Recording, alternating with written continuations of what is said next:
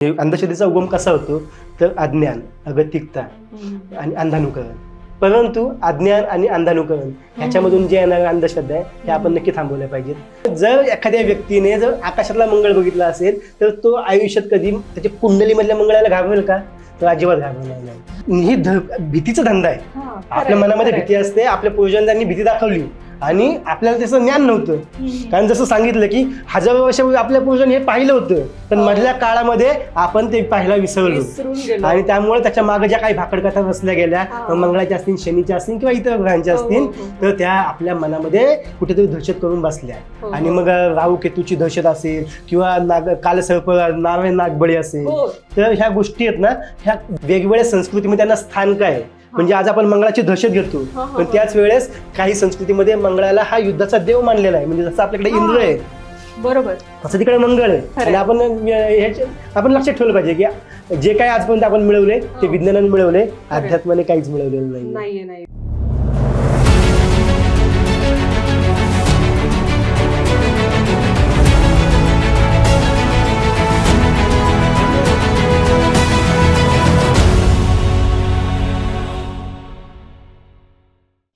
नमस्कार, मी प्रियंका सरवार.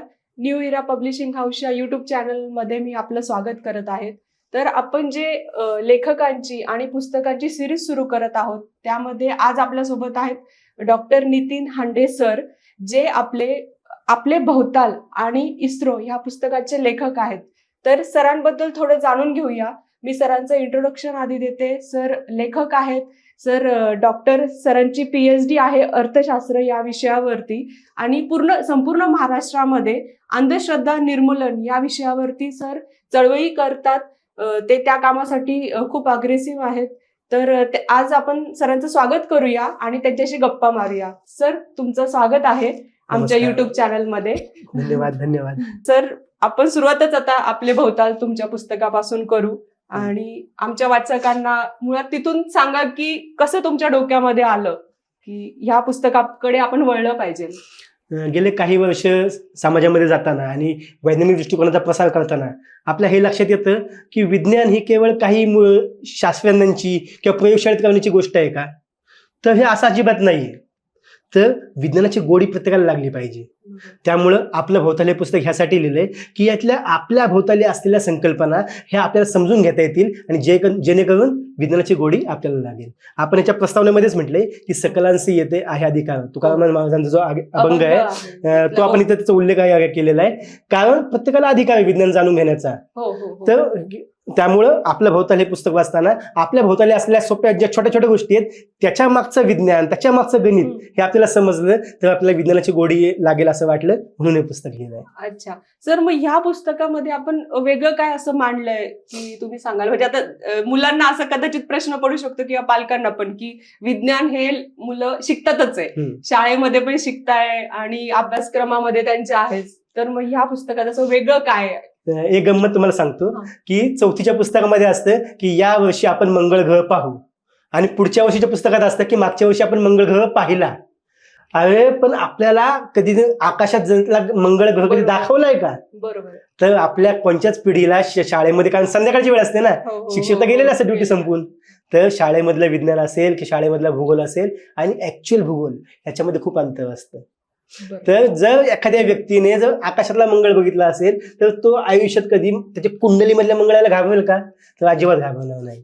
म्हणून ह्या पुस्तकामध्ये आपण सगळे आकाशातले जे ग्रहगोल आहेत, बुध असेल, शुक्र असेल, मंगळ असेल, गुरु असेल, शनी असेल, या सगळ्यांचं गणित काय, त्यांचं सूर्यभोवती फिरण्याचं गणित असेल, स्वतःभोवती फिरण्याचं गणित असेल, तसेच वेगवेगळ्या संस्कृतीमध्ये त्यांना स्थान काय. म्हणजे आज आपण मंगळाची दहशत घेतो, पण त्याच वेळेस काही संस्कृतीमध्ये मंगळाला हा युद्धाचा देव मानलेला आहे. म्हणजे जसं आपल्याकडे इंद्र आहे, बरोबर, तसं तिकडे मंगळ आहे. बरोबर. तर आपल्याकडे काही संस्कृतीनुसार बदलत गेले. म्हणजे कसं झालं की आपल्या पूर्वजांकडे, म्हणजे आपल्या असेल किंवा वेगवेगळ्या संस्कृतीमध्ये पूर्वजांनी त्यांनी उघड्या डोळ्यांनी हे ग्रह पाहिले. त्यांना असं वाटलं की ह्याच्यामध्ये काही शक्ती असेल, बरोबर, तर त्यांनी त्याला तसं रंग दिला. आपल्या संस्कृतीमध्ये त्याला निगेटिव्ह केला, काही संस्कृतीमध्ये त्याला पॉझिटिव्ह केला. जसं आजही मंगळाला आपल्याकडे शक्यतो दोषच दिला जातो किंवा हे केलं तर लग्न संस्था असेल त्याच्यामध्ये तर मंगळाचं केवढं हे केलं जातं की मंगळ आहे तर मग नाही लग्न नाही करायचं. म्हणजे आज जर प्रियंकाला मंगळ आहे ना तर मंगळाची शांती केल्याशिवाय मग आहे ना सुटका नाहीये. खरंय. कारण मंगळ हा साधारणतः 11 कोटी किलोमीटर आहे आणि तो असं दुर्बीण लावून बसलेला आहे प्रियंकाच्या घरापाशी. असं झूम केले त्याने असं त्याला पृथ्वी दिसते, अजून झूम केलंय त्याला भारत दिसतोय, आणि त्याने अजून झूम केलंय त्याला महाराष्ट्र दिसतोय, आणि अजून झूम केलं पुणे दिसतंय, आणि अजून झूम केलं त्याला प्रियंकाचं घर दिसतंय. आणि प्रियंकाने इथं मंगळाची शांती केली तर मंगळाच्या कम्प्युटरमधली प्रियंकाची फाईल डिलीट, आणि शांती नाही केली तसंच लग्न केलं की मंगळ तिकडनं काहीतरी सोडणार आणि प्रियंकाचा द एंड. म्हणजे सर हे पूर्ण थोटांड आहे अगदी की- पूर्णपणे थोतांड आहे की ही भीतीचा धंदा आहे. हा, खरंय, आपल्या मनामध्ये खरंय. भीती असते, आपल्या पूर्वजांनी भीती दाखवली आणि आपल्याला त्याचं ज्ञान नव्हतं. कारण जसं सांगितलं की हजारो वर्षापूर्वी आपल्या पूर्वजांनी हे पाहिलं होतं, पण हो. मधल्या काळामध्ये आपण ते पाहायला विसरलो, विसरून गेलो. आणि त्यामुळे त्याच्या मागे ज्या काही भाकडकथा रचल्या गेल्या, हा. मंगळाच्या असतील, शनीच्या असतील किंवा इतर ग्रहांच्या हो, असतील, हो, हो, हो. तर त्या आपल्या मनामध्ये कुठेतरी दहशत करून बसल्या. हो, आणि हो. मग राहू केतूची दहशत असेल किंवा कालसर्प नावे नागबळी असेल, हो. तर ह्या गोष्टी आहेत ना, ह्या विनाकारण आता सर, मी आपल्या स्वतः तर नाशिकची आहे त्याच्यामुळे मला माहिती आहे की तेच तुम्ही जे आता बोलले नारायण नागबाई वगैरे, त्याच्यासाठी नाशिकला एवढं बोलवतात, त्र्यंबकेश्वरला वगैरे त्याच्यासाठी तर सर तुम्ही मला सांगा की म्हणजे विज्ञान आणि अध्यात्म किंवा हे म्हणजे आपलं याच्यामध्ये खूप आपल्या पूर्वजांनी खूप चांगल्या गोष्टी सांगितल्या आहेत, खूप अभ्यासातून आपल्याला ऑलरेडी माहिती दिली आहे जी जगाला फार आत्ता कळाली 1800-1900 शतकामध्ये. तुमचं काय मत आहे याच्याबद्दल? हा आहे ना एक असा लव्ह ट्रँगल आहे. म्हणजे एका बाजूला आहे विज्ञान, एका बाजूला आहे संस्कृती, आणि एका बाजूला आहे अध्यात्म. म्हणजे विज्ञानाचं प्रेम संस्कृतीशी आहे आणि संस्कृतीचं प्रेम हे अध्यात्माशी, म्हणजे अध्यात्म वन साइड लव करतोय संस्कृतीवरती, आणि संस्कृतीतल्या ज्या काही गोष्टी आहेत ना त्या स्वतःच्या फायद्यासाठी वापरून घेतोय. तर आपण ह्या गोष्टी बायफर्केट करायला शिकल्या पाहिजे की विज्ञानाने काही गोष्टी दिलेल्या आहेत ना त्याचा आणि संस्कृतीचा जो संबंध असेल तो आपण ठीक आहे समजू शकतो की त्या काळामधलं आकलन होतं, त्याचा आज आपण आपल्या आयुष्यातल्या निर्णय आपलं चांगलं होईल की वाईट होईल, किंवा आपण कोणत्या पॉझिटिव्हली पुढे जायचं की मागे यायचं, ह्या गोष्टीवरती ह्या गोष्टींचा आपला फरक पडला नाही पाहिजे. तर हे आपल्या भोवतालचा तुम्ही वाचताना तुमच्या ह्या अनेक गोष्टी लक्षात येईल. म्हणजे आपण जर या पुस्तकाचं चित्र जर पाहिलं तर तुमच्या लक्षात येईल की आदिमानवाचा जो होता आपण, तर त्यालाही प्रश्न पडलेत, आणि जसा त्याचा विकास होत गेलाय तशी त्याच्या प्रश्नांची संख्या वाढत गेलेली आहे. तर असेच आपल्या म्हणजे जरी टेक्नॉलॉजी आपली वाढली, तुम्ही ते मोबाईल दाखवलाय त्या माणसाच्या हातामध्ये, तरी प्रश्न म्हणजे टेक्नॉलॉजी जितकी वाढतीये तितके तुमचे प्रश्न अजून जास्त वाढले पाहिजे, आणि आपणच आपल्या प्रश्नांचं उत्तर शोधली पाहिजे. हो की नाही सर? सर इथे तुम्ही इंटरेस्टिंग अनुक्रमणिका दिली आहे. म्हणजे चंद्र आहे साक्षीला, मंगळ मानवाचे घर, म्हणजे गुरु द बिग ब्रदर असं नाव दिलंय वगैरे, किंवा शुक्र पृथ्वीचा धोळा, म्हणजे असे छान अशी इंटरेस्टिंग नावं दिली आहेत. तर त्याच्याबद्दल सांगा ना थोडं. आपल्या सगळ्यांना आपली सोलर फॅमिली माहिती असेल की या सोलर फॅमिलीमध्ये काय आहे, तर आपला सगळ्यात मोठा सूर्य, आणि त्यानंतर आपले 8 ग्रह ज्यामध्ये पृथ्वी एक ग्रह आहे. तर प्रत्येकाचा एक वेगळा कॅरेक्टरिस्टिक म्हणजे ते प्रत्येकाचा गुणधर्म आहे. म्हणजे आज जर पाहिलं आपण तर सूर्य हा सूर्यमालेतलं 99% मास एकटा खातो. म्हणजे सगळं वस्तुमान त्याच 99.99% जे वस्तुमान त्याने एकट्यानेच खाल्ले. राहिलेलं थोडं जे वस्तुमान आहे त्यामध्ये आपण सगळे आहोत, आणि त्यामध्येही ज्युपिटर सगळ्यात मोठा आहे. तर आपला पृथ्वी आहे ना हा एक अतिशय छोटा ग्रह, म्हणजे तसं म्हणता येईल. आपल्यापेक्षा छोटे आहेत, म्हणजे मंगळ, शुक्र आणि बुध हे छोटे आहेत आपल्यापेक्षा, पण तरी पण ह्या पूर्ण ब्रह्मांडाचा विचार केला तर तुमच्या लक्षात येईल की आपला सूर्य ही सूर्यमाला, पण हा सूर्य आपल्या आकाशगंगेला, ज्याला ऍक्च्युली आकाशगंगा आपण नाव दिलंय, दीर्घिका म्हणतात त्याला गॅलेक्सीला. तर ह्या दीर्घिकेमधले अब्जावधी तारे आहेत, म्हणजे साधारणतः 600 अब्ज तारे आहेत, त्यातला हा एक सूर्य एक छोटासा तारा आहे. आणि जर आपण पाहिलं तर अशा गॅलेक्सी पण काही एक नाहीये, अशा अब्जावधी गॅलेक्सी आहेत, 200 अब्ज गॅलेक्सी आहेत. तर असं जर पाहिलं आपण तर अख्ख्या ब्रह्मांडामध्ये आपलं स्थान खूप नगण्य आहे. आणि असा विचार केला की आपल्या लक्षात येतं की ह्या आकाशगंगेमध्ये किंवा या सगळ्या गोष्टीमध्ये आज आपल्याला आपल्या शेजारच्या ग्रहावरती जायचं म्हटलं ते सुद्धा अजून आपल्याला शक्य झालेलं नाहीये. आणि तर सुद्धा आपण तिकडे ताण मारत असेल की आपण लय खतरनाक, आपण लय भारी, तर आपण थोडेसे आपल्या अस्मितेला इथं चाप बसवलं पाहिजे. आणि आपण लक्षात ठेवलं पाहिजे की जे काही आजपर्यंत आपण मिळवले ते विज्ञानाने मिळवले, अध्यात्माने काहीच मिळवलेलं नाही. विज्ञानच तेवढं, म्हणजे विज्ञानाची बाजू पारड कधी जडच आहे, म्हणजे तिथूनच नक्कीच. आपण गोष्टी हळूहळू शिकत गेलो आणि जे आज टेक्नॉलॉजी एवढी जास्त आपली वाढत चालली आहे. आता एआय आले, सॉरी एआयचं टेक्नॉलॉजी एवढी जास्त वाढते वगैरे, म्हणजे कुठेतरी विज्ञानच भर पाडते आपल्या ज्ञानामध्ये आणि याच्यामध्ये. तर अध्यात्म हे नेहमी प्रश्नचिन्ह उभं करतं. गंमत सांगतो तुम्हाला.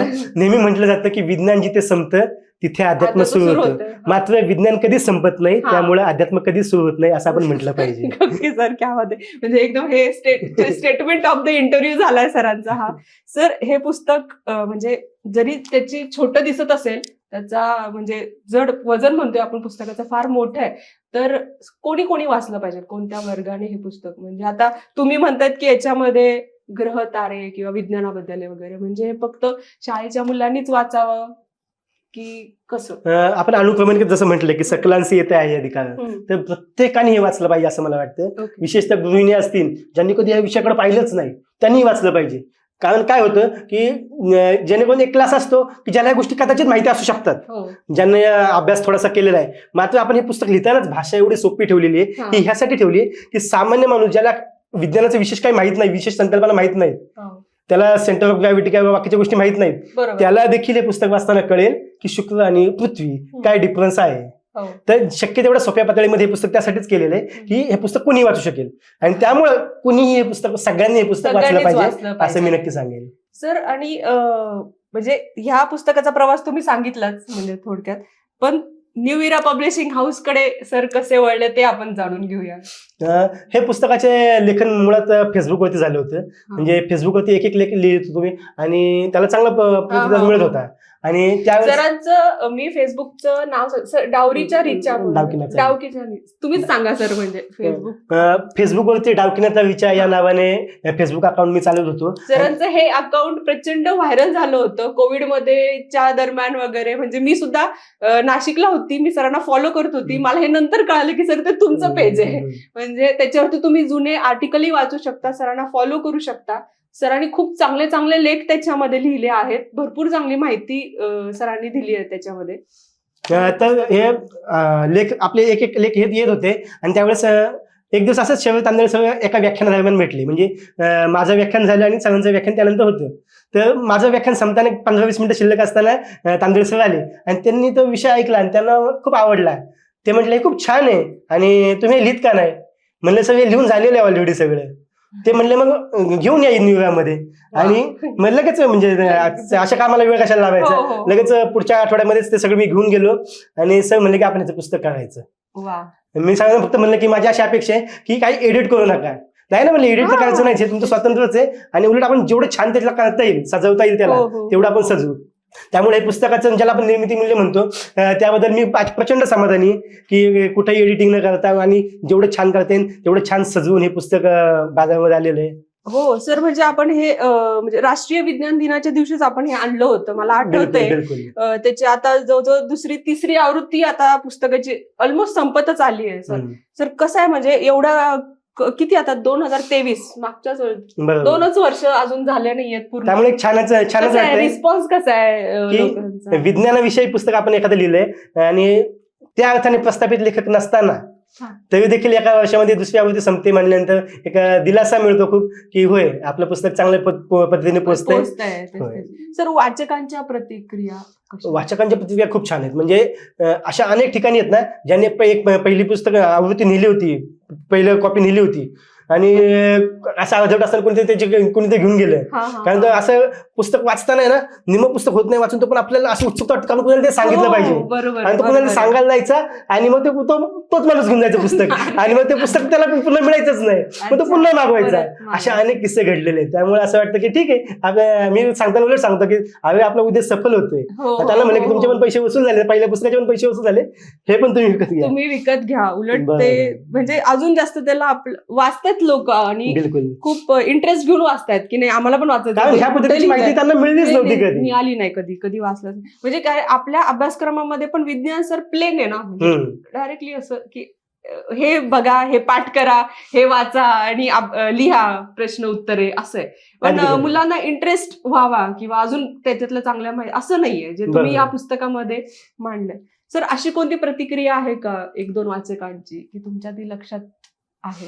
अगदी म्हणजे लोकांनी ना मंगळाबद्दलचं हे वाचून एका मुलीने सांगितलं की मला घरच्यांना मी कन्व्हिन्स करू शकले की तिच्या कुंडलीमध्ये मंगळ असताना ती घरच्यांना कन्व्हिन्स करू शकली की बघा हे असं असं आहे, त्या पुस्तकात पण लिहिलेलं आहे. तिने मला कळवलं होतं फोन करून, तर खूप छान वाटलं होतं. क्या बात आहे. म्हणजे सर हे नवीन म्हणजे तरुण पिढीला याचा किती फायदा होतो की जे थोड्या थोड्या गोष्टीसाठी सगळं चांगलं असूनही स्थळ हे होत आहेत, तुटतायत वगैरे, तर त्याच्यासाठी चांगलं आहे. नक्की नक्की खूप बोलू चांगलं शकते. आहे. म्हणजे जी दहशत आहे ना किंवा जी भीती आहे ती कमी होते, हे खूप चांगलं लक्षण आहे.